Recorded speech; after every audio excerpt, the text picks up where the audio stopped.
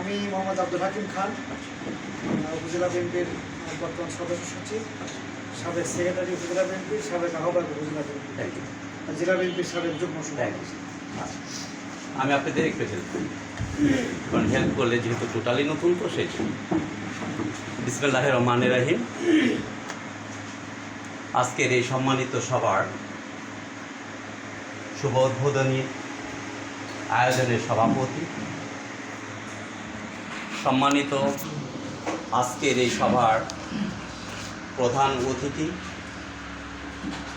আজকের এই সম্মানিত সভার বিশেষ অতিথি, আজকের এই সম্মানিত সভার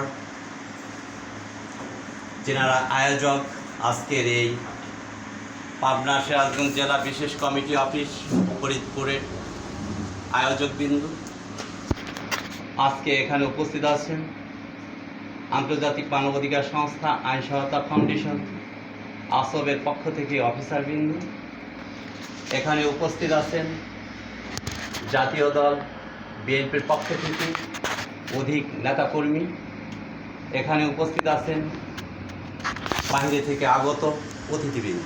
আসসালামু আলাইকুম ওয়া রাহমাতুল্লাহি ওয়া বারাকাতুহু। আজকে আমরা যে উদ্দেশ্যে এখানে একত্রিত হয়েছি আপনারা সকলেই অবগত আছেন।